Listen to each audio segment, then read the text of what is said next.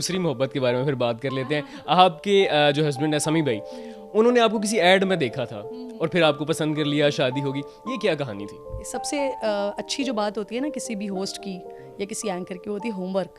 بھرپور home work کر کے آئے ہیں آپ, ہاں سب کچھ آپ معلوم کر کے آئیں. یہ کہانی کچھ ایسی تھی کہ میرے بال, وہ سارے لوگ ویسے ہی پوچھتے رہتے ہیں کہ وگز لگاتی ہیں, کوئی کچھ کوئی کچھ کوئی کچھ, اور بہت سارے لوگ کہتے ہیں اچھا ہے نہیں بتایا کرو نظر لگتی ہے. الحمدللہ اللہ کا شکر ہے کہ اللہ نے اپنے بال دیے ہمیں.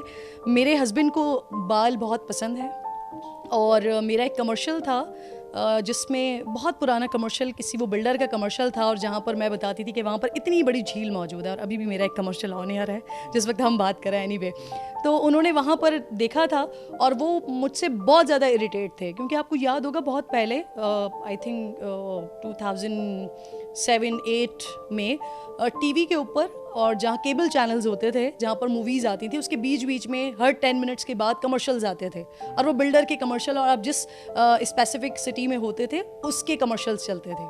تو وہ کوئی بھی مووی دیکھ رہے ہیں آپ, کچھ بھی دیکھ رہے ہیں, اس کے بیچ میں وہ بار بار بار بار بار بار ریپیٹیشن پہ وہ کمرشل لگا ہوا ہے. تو مجھ سے بہت زیادہ نا اریٹیٹ تھے کہ کون لڑکی ہے جب آتی ہے اور آگے جو ہے نا اتنی بڑی جھیل موجود ہے والا کمرشل.